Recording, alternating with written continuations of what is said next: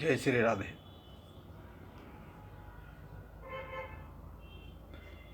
आज हम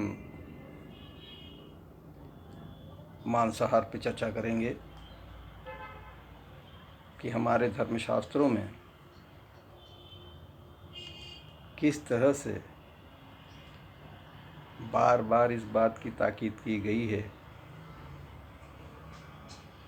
कि मनुष्य को अपने स्वार्थ के लिए, अपने भोजन के लिए दूसरे प्राणियों की हत्या नहीं करनी चाहिए।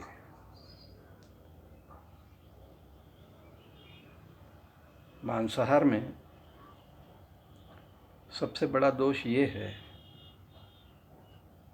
कि बिना हिंसा के मांस मिल नहीं सकता और मांस खाने से स्वर्ग की प्राप्ति नहीं होती, मनुष्य नरकगामी होता है। जिनका जन्म मांसाहार कुल में हुआ है उन्हें भी विवेक की बड़ी शक्ति प्राप्त है। हमारे शरीर में कहीं चोट लगने पर, कहीं कट फट जाने पर, जब खून निकलता है, रक्त निकलता है, हमें बड़ा कष्ट होता है। तो जैसा कष्ट हमें होता है ऐसा ही कष्ट दूसरे प्राणियों को भी होता होगा, ऐसा समझना तो ये।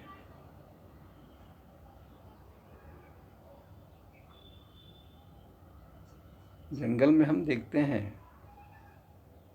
कि बलवान प्राणी कमज़ोर प्राणियों को मार के खा जाते हैं। उस स्थिति से देखें तो मनुष्य भी इस संसार में सबसे बलवान प्राणी है। और ऐसी स्थिति में अगर वो अपने से कमज़ोर प्राणियों को मार के उनका मांस खाता है तो ये मनुष्य देह में पशुपन ही है। जरा से जीभ के स्वाद के लिए किसी प्राणी को जड़ मूल से नष्ट कर देना मनुष्यता नहीं हो सकती। अगर मनुष्य बलवान है तो उसे चाहिए कि वो अपने से कमज़ोर प्राणियों का पोषण करे, न कि उनकी हत्या। और अगर कोई ये कहे कि हम तो कसाई खाने से मरे हुए प्राणी का मांस लेकर आते हैं, हम खुद तो प्राणी हत्या करते नहीं, तो इसका उत्तर ये है कि कसाई खाने मांसाहारियों के लिए ही खुले हैं। इंसान अगर मांस खाना बंद कर दे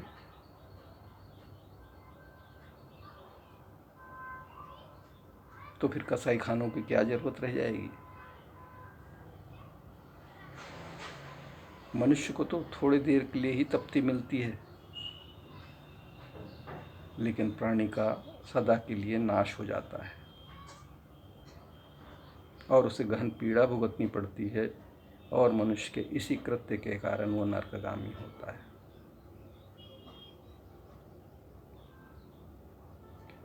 मांस खाने वाला ही दोषी नहीं होता।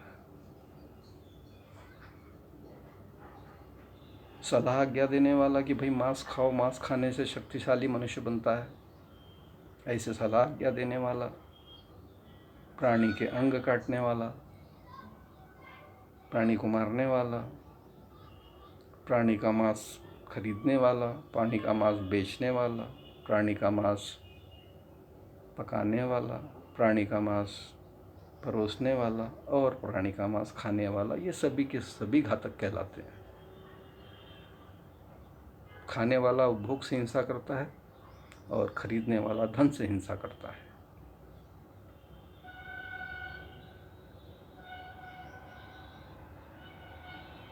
कई धर्मों में कहा गया है अहिंसा परमो धर्म।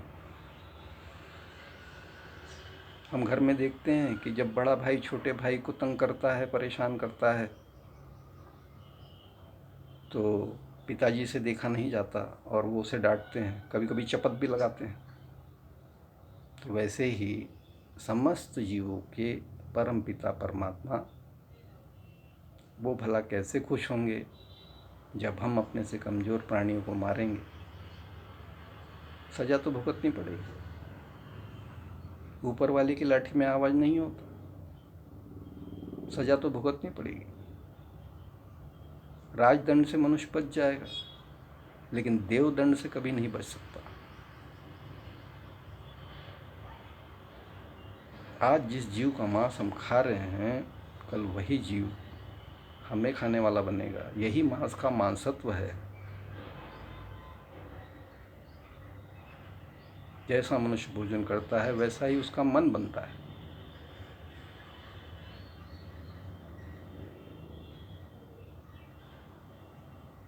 कई बार प्राणियों में कोई बीमारी होती है,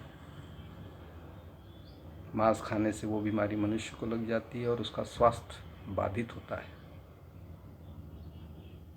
मांस भारी होने की वजह से देर से पचता है, इसीलिए कई मनुष्य अक्सर पेट की बीमारी से पीड़ित रहते हैं और उनकी आयु बढ़ जाती है।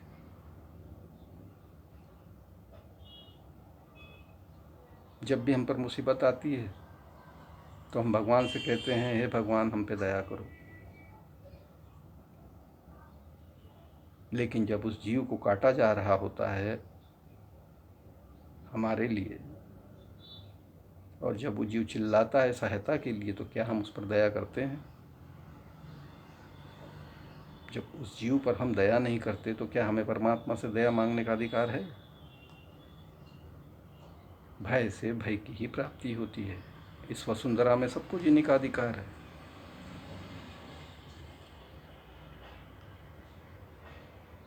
मनुष्य अगर शक्तिशाली है तो उसे चाहिए कि वो रक्षक बने, न कि भक्षक।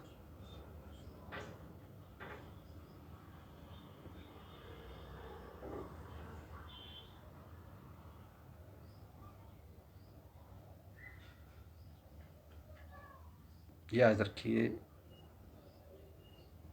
मांस भक्षण भगवत प्राप्ति में सबसे बड़ी बाधा है। इससे ईश्वर अप्रसन्न होते हैं।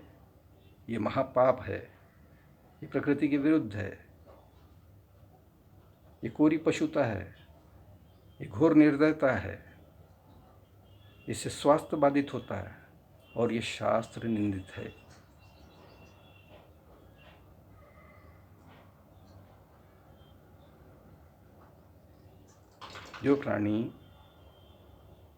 जो मनुष्य किसी प्राणी का मांस किसी भी निमित्त नहीं खाता, समस्त प्राणियों पर दया करता है, वो सभी का विश्वास पात्र और आश्रय स्थान बन जाता है। ऐसा मनुष्य दीर्घायु और निरोग होता है। उसे कोई भय नहीं पहुंचा सकता।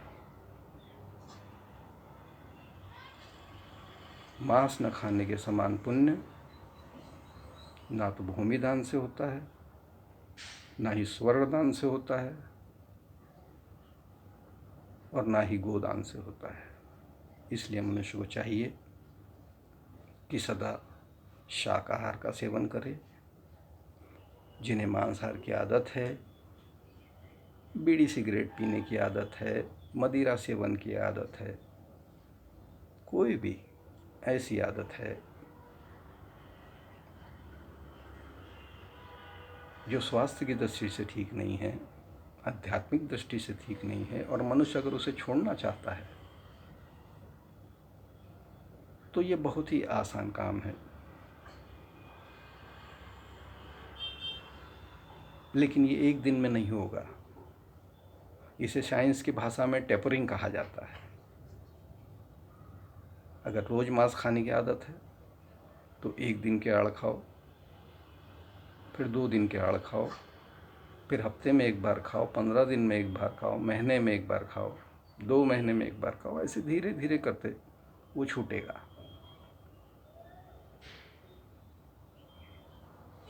मांसाहारी क्या, बीड़ी सिगरेट पीने की आदत है, मदिरा सेवन की आदत है, तो इसी तरह से वो रोज़ दिन में 8 बार सिगरेट पीते हैं, बीड़ी पीते हैं, तो फिर उसको 7 बार करो, फिर 6 बार करो, फिर 5 बार करो। ऐसा धीरे धीरे करते करते वो छूटेगा।